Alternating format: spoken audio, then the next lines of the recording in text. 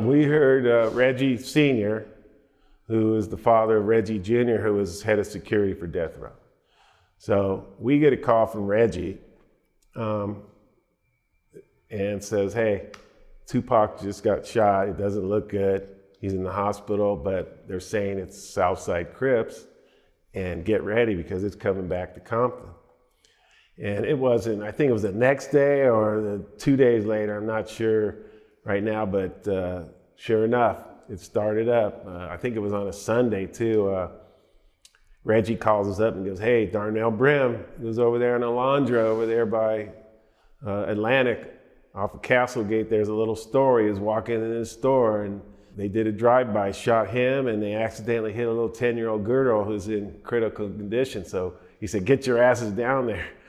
And we said, hey, what's going on, man? He goes, I don't care what, just drive around so they can see you, right? That was Reggie's, right? Just so they can see you. Because we know on a Sunday, there was no scene that was already taken up, but he didn't. He just wanted us to drive around. Do you know if that little girl survived? Because I never found She did. Good. I never saw any follow-up. I just knew she was critically wounded. She did survive. Good. I'm glad. Yeah, I am Darnell too. Brim, I think, said that he landed on top of her and that the gunman walked up and was going to shoot him and then saw the little girl and walked and pulled off and didn't finish him off.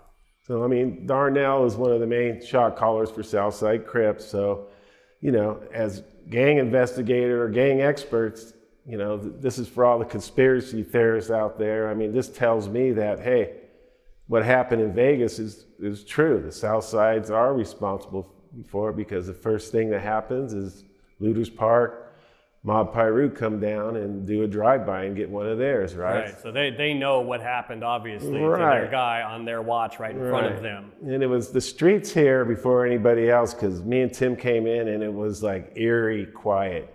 Because Compton in them days on a Sunday is bustling. There are people everywhere. We were driving around Southside, going all the way up to Leuders Park and Mob Piru, and there was nobody out. I mean, nobody at the parks.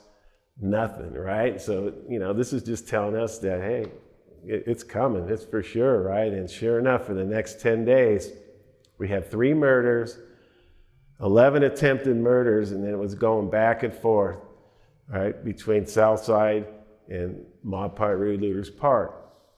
So, as usual, when these kind of gang wars kick off, you know, the way we try to put a squash to them is that we do a multi-gang search warrant and we hit all these houses to send the message that, hey, enough is enough. You guys got to stop this. And we try to take as many people as we can to jail and get many guns off the street as we can, right? So Tim and I start preparing for this multi-gang search warrant, and then Tim wrote a big affidavit, which is famous now, everyone's read it. But it was like a 40 location search warrant that had to do with as a result of the murder of Tupac and the war that came back to Compton, right? So in order to get one of these together, it takes a mass amount of people. I mean, we had the sheriffs, LAPD, DOJ, FBI. We had to get like 200 people to hit these houses simultaneously at 6 in the morning, right? And so we got in touch with Vegas, and Tim was a liaison. So as this was going on for the 10 days, we were in touch with Las Vegas PD, telling them what's going on here. And we're getting information from informants that saying, hey, Keefe D, Orlando, Big Dre, and Bubble Up were supposed to be in this white Cadillac, and they're the ones that supposedly done the shooting. So we're relaying back from where Tim's giving them pictures and all this is going on. And then we invite him down for the search warrants that we were going to serve that day. And they come down with 2 detectives, which kind of shocked me and Tim because we've been up day and night, 18 hours a day working this. So I thought they'd come with a team.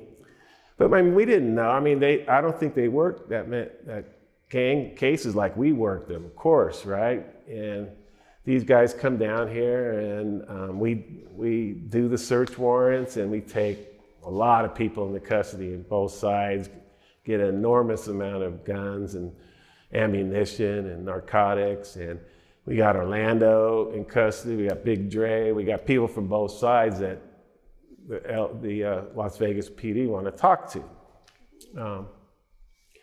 So they end up talking with these guys, but they ended up getting anything. I don't want to go into too much about the interviews and all that. Yeah, we'll stay out of that. We want to avoid, anyway, for people watching, we want to avoid anything with the trial that's coming up with Keefe. Because you're a witness. I am. For I that, testified at the grand jury as a gang expert, and I laid out, the gang areas, what Bloods and Crips are, and the players on both sides, and what could happen when you disrespect somebody. Sure. Anyway, we served this massive warrants, and we got it done in like a record amount of time, right? And Tim wrote a great affidavit. You can see it online if you want to read it, or it's in our book. And we end up squashing the fight, and so the fighting stopped at least.